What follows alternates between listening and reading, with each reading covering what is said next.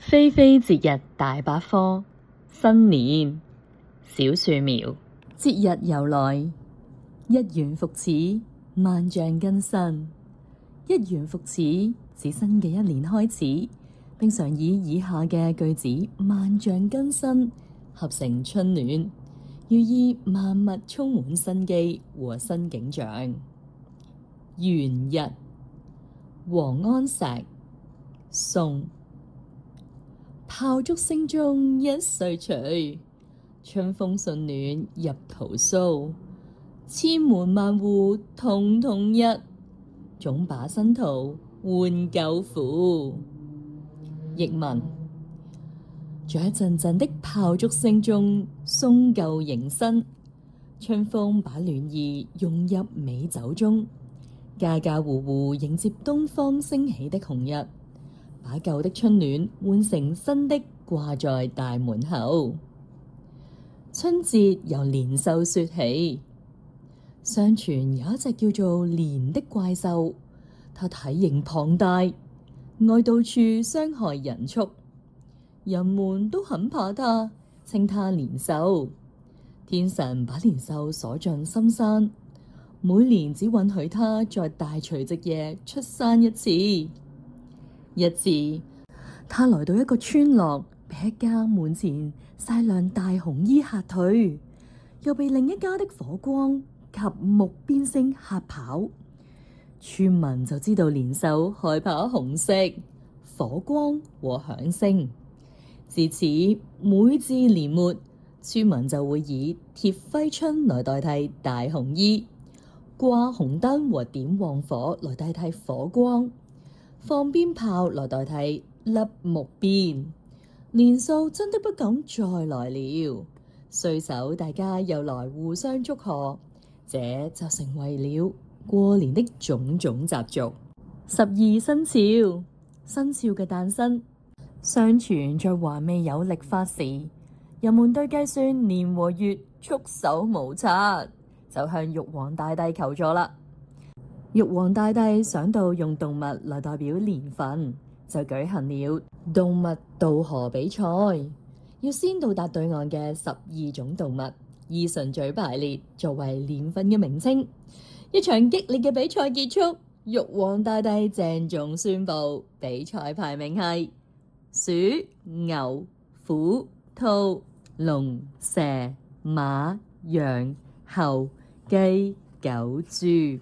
噔噔噔噔，這樣12生肖就誕生了。傳統習俗大掃除，俗語說年28洗邋遢，家家戶戶都喺正月初一前進行大掃除，把家居打掃乾乾淨淨，並掛上新嘅裝飾物，代表除舊迎新。辦年貨，辦年貨係指春節前購買過年時所用嘅用品。根據中國傳統，踏入臘月，即係農曆12月，就可以開始辦年貨啦。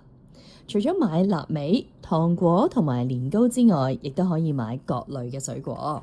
年宵市場又稱花市，在春節前舉行，大除夕夜最熱鬧。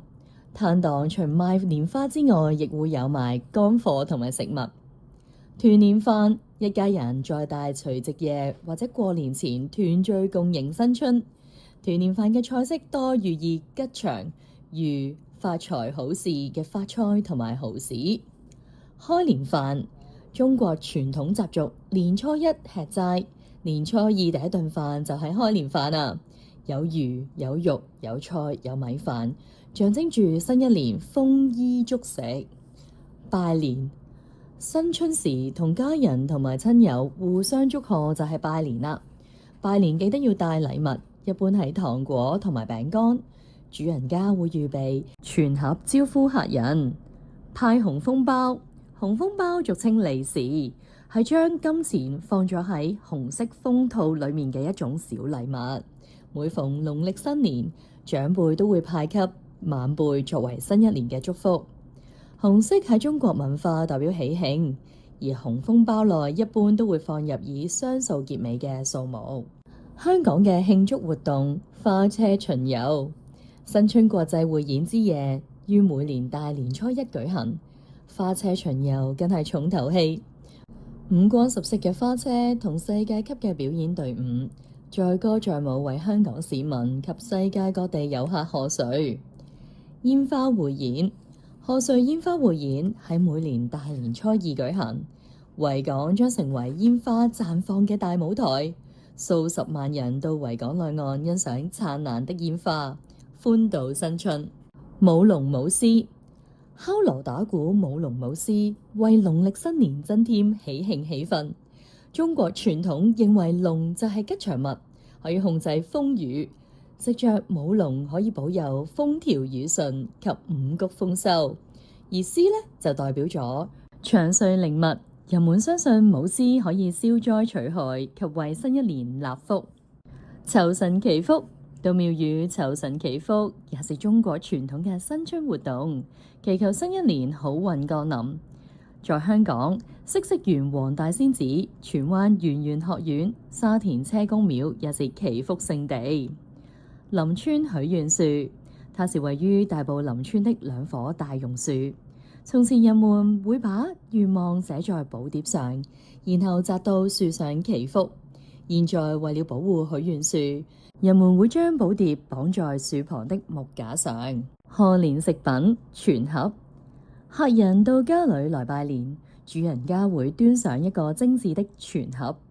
全字讀音全，全盒就是新年時用來放賀年食品的盒子，一般是圓形，寓意一團和氣。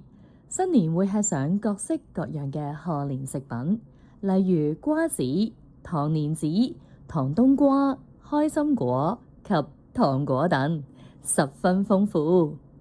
湯圓，圓圓的湯圓寓意一家團圓，在糯米粉中包了紅豆、花生、芝麻、冰糖等餡料，有甜味也有鹹味。年糕，因糕與高同音，吃年糕係取其步步高升之吉祥寓意。廣東人吃年糕屬甜味，由糯米、片糖及豬油或花生油製成，通常切片煎軟，沾點蛋漿，煎至金黃色更美味。此外，蘿蔔糕、芋頭糕和馬蹄糕等亦是新春嘅美食。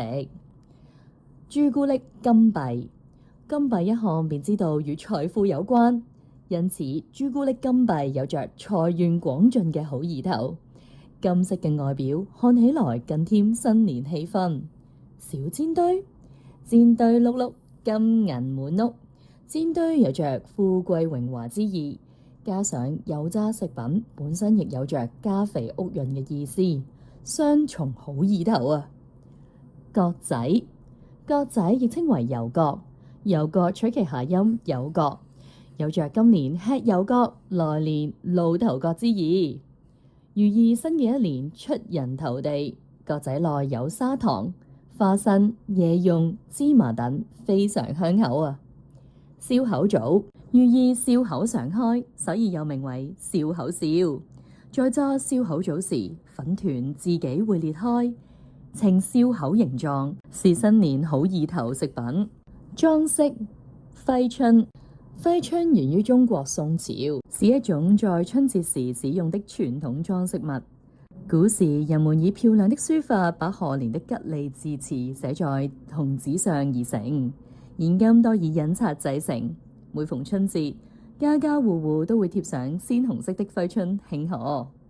揮春是春節時貼在牆上和門上的吉祥語，人們愛在揮春寫上吉祥嘅字眼，以表達對來年嘅祝願。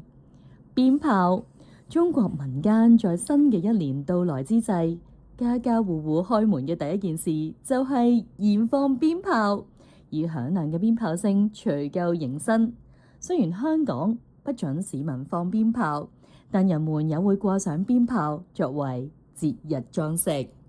裝飾，年花，年花是裝飾家居不可少的，年吉寓意大吉大利。桃花和水仙花也深受人們歡迎。桃花，很多人買桃花是希望新嘅一年行桃花運，有增進人緣嘅意思。適合一些想結識更多朋友或希望增進友誼嘅人。因此，有很多做生意嘅人都會添置桃花。水仙花，水仙花亦很受歡迎，它清香撲鼻，脫俗優雅。水仙花通常在農曆新年期間盛放，寓意帶來好運。年桔，年桔取其音為吉，寓意來年大吉大利。年桔因為桔嘅數量多，而顏色亦係金黃色，於翠綠嘅葉子上顯得特別耀眼，有金玉滿堂嘅感覺。風俗，春節禁忌。根據傳統，有些人會遵守這些禁忌，可是千萬過分迷信啊！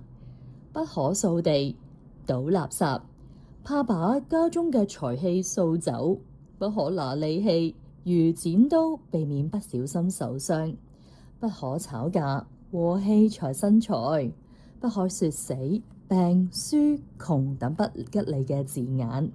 若不小心打碎碗碟，要趕緊說歲歲平安。大年初一早上不可洗澡和洗頭，才不會把財運洗掉。